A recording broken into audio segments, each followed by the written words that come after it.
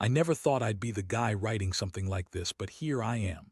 My name's Mark, and I've been with my wife, Jessica, for about 7 years now. At the start, it was pretty straightforward. She seemed perfect. Beautiful, smart, confident, literally the kind of woman everyone noticed. I was proud to be with her, and honestly, I thought I had the fairy tale. But as the years went on, small cracks started to show. Little things at first, late nights, her phone always hidden when she thought I wasn't looking, weird messages that I managed to catch but she'd brush off like it was nothing. I always chalked it up to pure paranoia or maybe insecurity on my part. I mean, she was so good at lying, I'd almost convinced myself I was imagining things. Then came the biggest test of all, my mother's funeral. It was a brutal week, one of those things that really shake everyone to their core. Jessica was supposed to be there for me, and for a while she was, but I noticed something strange that week. She was always texting someone, sneaking her phone behind her back. I caught her lying about where she was going, saying she was running errands, but I could see her sneaking to her car. I didn't think much of it at first. Maybe she was just stressed, or maybe she was hiding something from me. But the real shock came a few days after the funeral when I found her phone, opened it up by accident actually, and saw a string of messages that made my stomach drop. They weren't just friendly chats. No, these were explicit, suggestive, filled with words I'd rather not repeat. She was having sex with my best friend, Tyler. I couldn't believe it. My mind spun in circles. Tyler, my best friend, the guy I trusted more than anyone. I'd shared everything with him, my hopes, my fears, even my dreams. And now I found out he was screwing my wife behind my back during what should have been the worst week of my life. It was like a punch to the gut. I felt numb, like everything I thought I knew about my life was just a lie. I sat there staring at the screen, trying to process what I'd just seen. How could she do this?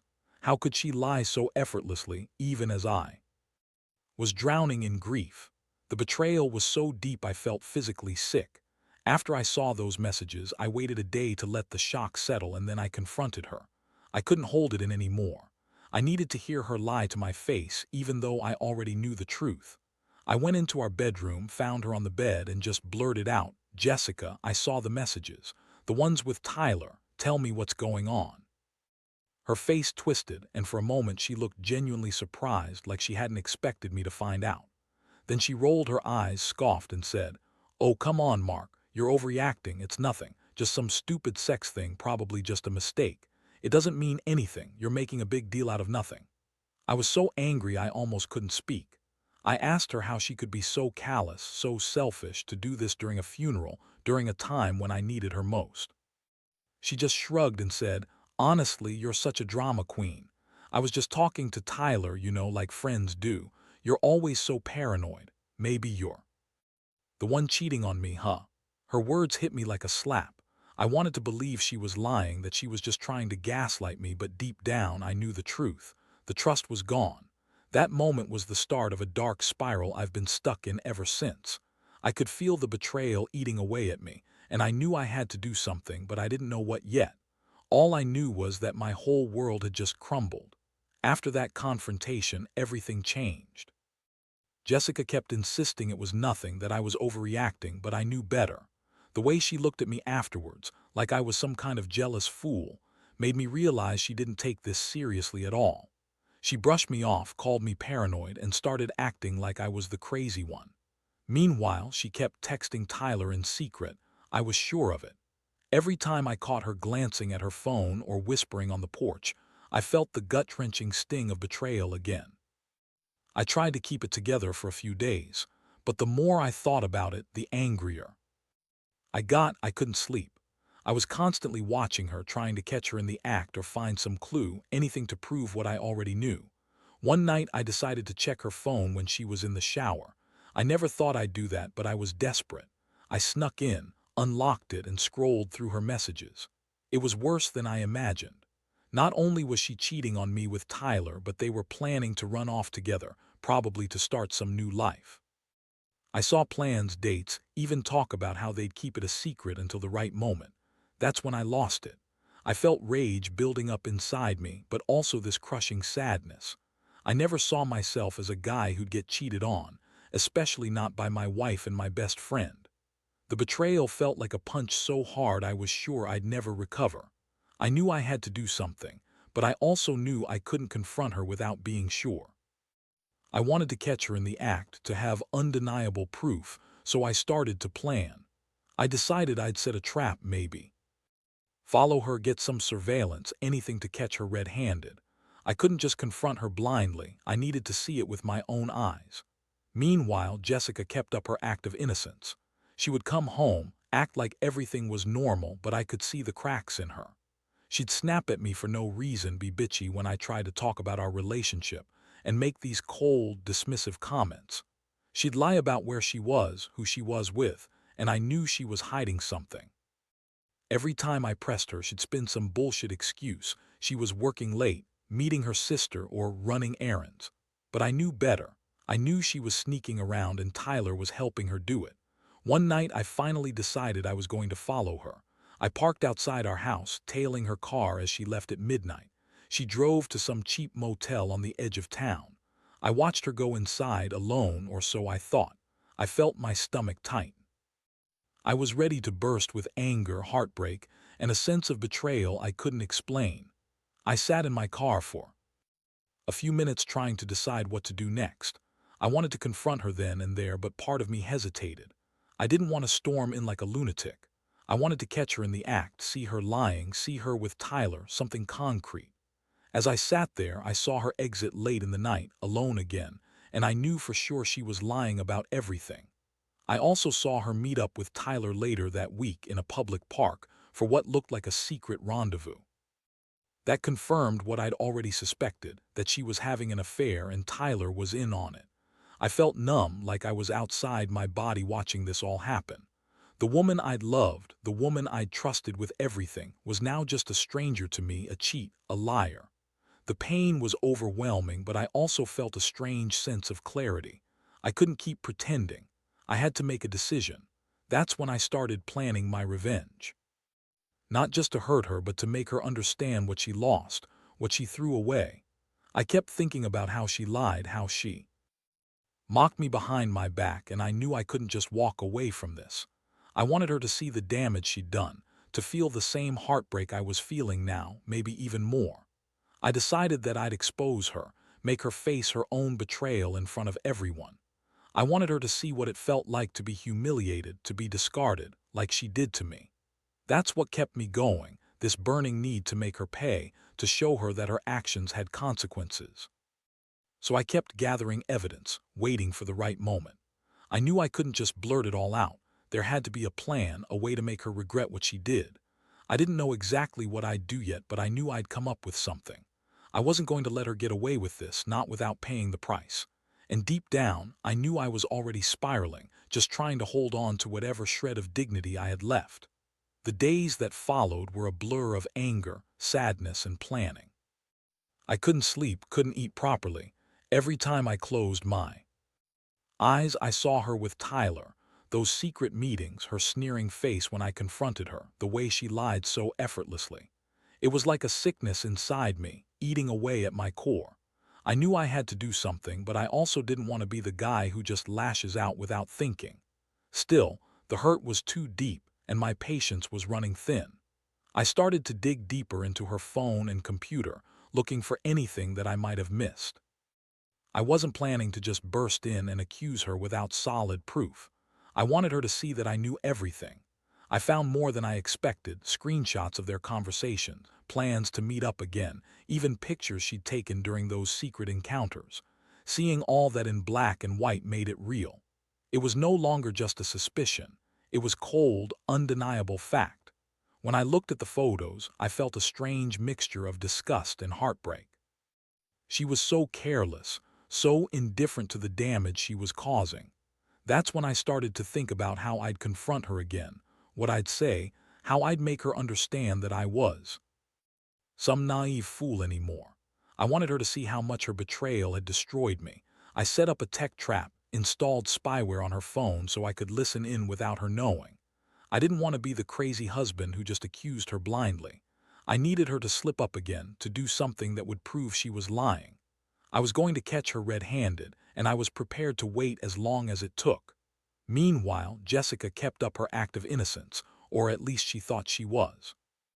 She'd come home, act like she was the perfect wife, but I could see the cracks widening. She'd snap at me for asking questions, brush off my concern with a sharp tone, even call me paranoid or controlling. She always had some excuse. Her work was stressful, her sister was having problems, she was just tired. But I knew better. I knew she was sneaking around, lying to cover her tracks. I watched her, waiting for the moment I could finally call her out. One evening she left the house early, claiming she was going to meet some friends at a bar. I followed her just to see where she was really going. She drove to a different part of town, to an apartment she'd never mentioned before. I parked a few streets away, watching her go inside. I saw her knock on the door, and moments later Tyler came out. They shared a quick kiss, and then she slipped into the apartment. That was the confirmation I needed. Their affair was real, and it was happening right under my nose. I felt a mixture of rage and despair, but I also felt a strange sense of clarity. Now I knew exactly what I was dealing with. The worst part was not just the cheating itself. It was the way she was so blatantly dismissive of me, so sure I'd never catch her. She'd always lied with such confidence, made me question myself, made me feel like I was losing my mind. But now I had the evidence, and I knew I had to decide what to do with it. I sat in my car for a long time, staring at the apartment, feeling like I was outside my own life. This wasn't the woman I married. She was a stranger, cold, manipulative, heartless, and Tyler.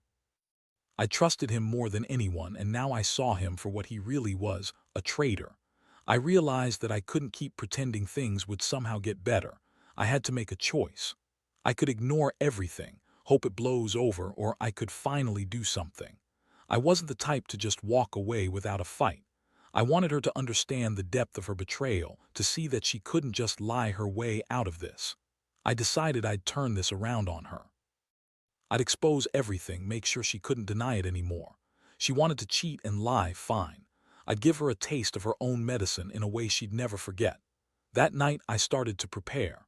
I set up a plan to confront her with everything I found, but I also knew I wanted a more dramatic ending. I wanted her to realize she'd lost everything, her marriage, her reputation, maybe even her freedom if it came to that. I wasn't going to be her punching bag anymore. She wanted to play dirty, she wanted to cheat and lie, then I'd make sure she paid. It was time to turn the tables. I was done being the victim. Now I was going to be the one in control of the story. The night I finally decided to act, I felt like my nerves were shattered but also strangely calm. I had everything I needed, screenshots, recordings, a clear plan. I knew I couldn't just barge in without a backup plan. I had to make her own her betrayal, make her face what she'd been hiding. I waited until after she'd gone to bed, then I set everything in motion. I played her own words back at her, those texts, the photos, the times I had caught her sneaking around. I knew she'd deny, lie, or even spin some new story, but I wanted her to see she was caught, completely exposed. I set up my phone to record her when I confronted her. I had no intention of just yelling and storming out, although I felt like doing that too. I wanted her to see that I knew everything, that I wasn't the idiot she thought I was. As I pressed play on the videos and showed her the pictures, her face twisted into a combination of shock and fury. She screamed, "You're crazy, you're stalking me, this is an invasion of privacy." I just looked at her and said, "No, Jessica, this is what happens when you cheat on your husband with my best friend. I've had enough of your lies. You think you can lie to me, cheat on me, and get away with it? Not anymore." Her reaction was typical: deflect, deny, blame. She started shouting that I was paranoid, that I was overreacting, that Tyler was just a friend, that she didn't even want to do any of this. She threw her hands up, crying, "You're ruining everything. I was just having some sex. It's not like I was leaving you over it." I felt like I was losing my mind. How could she be so cold, so dismissive of what she'd done? I told her, "You're a liar. You've been lying from the start. I saw the messages, the plans, everything. You're planning your wedding with Tyler, aren't you? You think I do know. Do you even care how much you've hurt me?" She kept crying, begging me to forgive her, saying she didn't mean for it to happen, that it was just a mistake, that she loved me. But her words felt empty. I wasn't sure if I wanted to believe her anymore or if I just wanted her to shut up so I could think. Deep down, I knew she was just trying to save what was left of her image, that she didn't care about the damage she caused. I walked out of the room feeling a strange mix of relief and despair. I had finally done it. I'd confronted her, seen her true face, and I knew I'd never look at her the same way again. The aftermath was chaos. She kept crying, begging me not to leave, claiming she'd stop, that she'd change, that it was all a mistake. But I didn't buy it. I was furious, yes, but I was also heartbroken.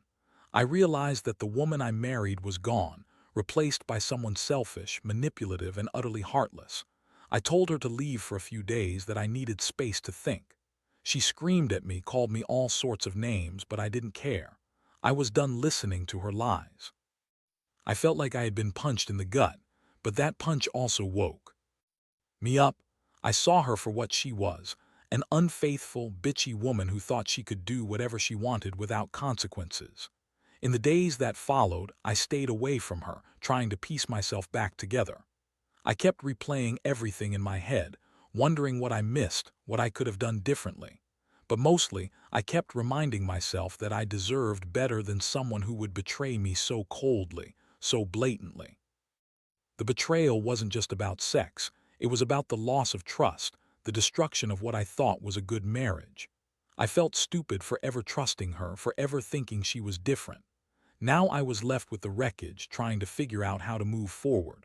Looking back, I realize I was naive to believe that love could fix everything, that somehow she'd come around and see the damage she caused. But love, in this case, wasn't enough. Betrayal cuts too deep, and I was finally facing the fact that I had to choose myself. I had to rebuild from this mess, even if it meant walking away or starting from scratch. I learned that some betrayals are so profound, they change you forever. And although it hurts like hell, I know I'll heal eventually. I just wish I'd seen the signs sooner, trusted my gut more, and never let someone like her get so close to my life. The weeks that followed were some of the darkest of my life. After confronting Jessica, I felt a strange mix of relief and deep sadness. I finally knew the truth, and I'd laid everything out on the table. But the pain of betrayal was still there, gnawing at me day and night. I couldn't escape the images, the memories of her lying, sneering, and sneaking around behind my back. Every time I'd try to move on, those thoughts would claw their way back into my mind. It was like I was living in a nightmare I couldn't wake up from. Jessica, of course, kept begging for forgiveness, calling me every day, sending endless texts. She'd cry, say she made a mistake, that she loved me and wanted to fix everything. But that wasn't enough. I couldn't just forgive her that easily. The trust was shattered, broken into a million pieces. I felt like I was drowning in this emotional mess, unsure if I wanted to save what was left or just wash my hands of it all. Honestly, part of me wanted to walk away, to start over somewhere new, far from the wreckage she'd left behind. But another part, the stubborn part, still hoped for some kind of resolution, some way to repair what was broken. I decided I needed space, so I moved out for a little while. I found a cheap apartment a few blocks away, just enough distance to breathe and think. That's when I started to realize how much this betrayal had affected me. I stopped trusting people, started questioning everything about my life. Everywhere I went, I saw her face, her sneering smile, her dismissive attitude, the way she lied so effortlessly. It was like she was a stranger now, and I was trying to piece together who the hell I was after everything. I'd always been a guy who believed in honesty and loyalty, but now I wondered if I'd ever be able to trust again. That's when I decided I needed to do something that would give me closure. I started talking to a lawyer, looking into my options. I knew I didn't want to get a divorce hastily, but I also couldn't live in a constant state of betrayal. I wanted her to understand that actions have consequences, that she couldn't just cheat, lie, and expect everything to go back to normal. I began to gather more evidence, texts, photos, even some recordings of her crying and begging. I wanted to be prepared, just in case I needed to take it further. Meanwhile, Jessica was still trying to manipulate the situation. She'd show up at my new place, pleading, crying, promising she'd change, that she'd never do it again. She'd say she was sorry, that she loved me, that it was all a mistake. But I wasn't buying it anymore. I knew her game. She'd been caught and she was trying to win me back with tears and false promises, but I saw through her now. This wasn't love, it was a selfish, destructive impulse she couldn't control. I realized that if I was going to move on, I had to do it without her. I had to make a clean break. One night I sat alone and reflected on everything. I thought about the person I was before, how naive I'd been too. Think this could be fixed. I thought about all the moments I'd trusted her, all the times I looked the other way. I felt like a fool, but also like someone finally waking up. I understood that sometimes love isn't enough to fix what's broken. Sometimes betrayal runs so deep that the only way forward is to walk away and rebuild from scratch. It's terrifying but necessary. I realized I deserved better, someone who would treat me with respect, honesty, and loyalty, not someone who played me for a fool. So I made a decision. I told Jessica I wanted a divorce. I explained I couldn't live with the pain anymore.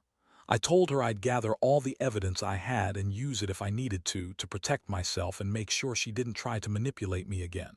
She begged, pleaded, and even accused me of being unfair, of overreacting. But I stood my ground. I knew that I wasn't the one who betrayed the vows we took. She was, and I wasn't going to let her use tears or guilt trips to get her way anymore. I needed to focus on healing, even if it meant starting from nothing. Looking back now, I realize how much this experience has changed me. I've become more cautious, more guarded, but also more aware of what I deserve. I've learned that some betrayals cut so deep they leave scars that never fully heal, but I also know that I'll be okay. Time may soften the pain, and someday I might trust again. But for now, I'm focusing on myself, on rebuilding what I lost and making sure I never let someone hurt me like this again. The lesson is harsh but clear. Never ignore the signs, and never let anyone treat you like you're disposable. Because, in the end, you're the only one who truly cares about your happiness. The hardest part of all this isn't just the betrayal itself, but the aftermath, trying to piece myself back together after my world shattered into pieces. I spent a lot of nights lying awake, questioning everything I thought I knew about love, trust, and loyalty. I kept replaying the moments when I first sensed something was wrong, the silent alarms I ignored, the small signs I dismissed. If only I had listened to that little voice warning me something was off. Maybe then I wouldn't have ended up here, drowning in heartbreak and betrayal. But I also learned something invaluable. I'm stronger than I thought. Betrayal cuts deep, yes, but it also teaches you who you really are. It forces you to confront your weaknesses and ultimately find your own resilience. I realized that I've spent too much of my life trying to fix things that were already broken. Now I see that sometimes the only way to heal is to let go of what's hurting you, no matter how much you loved it. Jessica's actions showed me that some people are just not worth the pain they cause, and I refuse to be that person anymore. I owe it to myself to move on, to find happiness in myself first, before I ever try to trust someone again. The process hasn't been easy. I've gone through phases, anger, sadness, frustration, even moments of hope. But through it all, I've learned to focus on my own well-being. I've gone back to work, reconnected with old friends, and started therapy to understand how I let things get so far. I've also realized that I don't need closure from Jessica. What I need is to forgive myself for trusting her, to forgive her for betraying me, and to accept that some things are beyond repair. I can't change what happened, but I can control how I respond to it. What I want anyone reading this to understand is that betrayal is one of the most painful experiences you can endure, but it's also a wake-up call. It forces you to reevaluate your boundaries and your self-worth. It's a brutal lesson, but one that can ultimately lead to growth if you let it. Trust takes years to build but can be shattered in seconds. So never ignore those small signs and never let someone treat you as an afterthought. It's okay to hurt, it's okay to feel lost. What matters is that you pick yourself up and keep moving forward. Today, I'm not the same person I was a few months ago. I'm more cautious, yes, but also more aware of what I deserve. I don't hold grudges. I don't wish her ill, but I do wish her well, far away from my life. I've learned that I can survive heartbreak, that I can come out stronger on the other side. And maybe, just maybe, I'll find real love again. Someday with someone who values me as much as I value them. Until then, I focus on healing, on rebuilding, and on making sure that I never let someone's betrayal define me. This story is a harsh reminder. Never settle for less. Always trust your instincts and never ignore the signs when something feels off. Because at the end of the day, your happiness and peace of mind are worth more than any lie, any betrayal, or any moment of weakness. I lost a lot, but I gained something too: clarity, strength, and a renewed sense of self. And that's worth more than anything.